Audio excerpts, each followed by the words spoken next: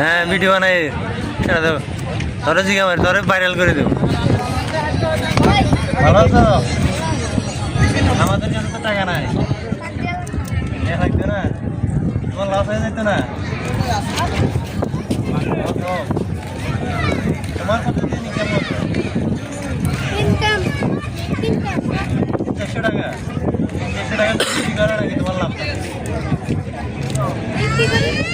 400 টাকা বিক্রি করে তোমার টাকা লাভ? 3 লাখ টাকা। তুমি এই কাজ করে গেল, তুমি ভাড়া করো না? ভাড়া করো না?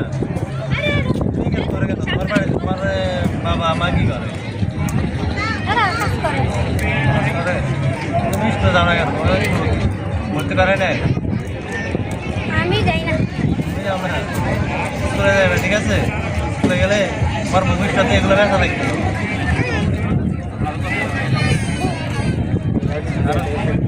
আরো 10 টাকা দেওয়া আমাদেরকে। এখন আমাদের কাছে তো টাকা নাই, টাকা বাকি টাকা দেবো। যদি ভাড়া করো বড় হলে আর বাদে বেচা লাগতো না।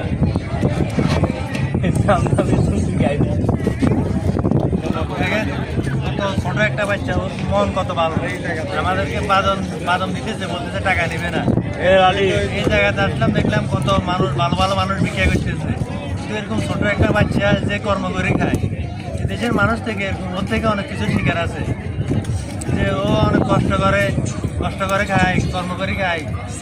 এগুলো আসলে ছোট বাচ্চা দেখলে আপনারা যারা বিক্রি করে আছে, তারা এরা কর্ম করে খায়, এদের থেকে আপনারা ভিক্ষা না দিয়ে এদেরকে আপনারা এদের থেকে কিছু কিনে খান, এদেরকে চলার সুযোগ করে দিন, উপার্জন করার সুযোগ করে দিন।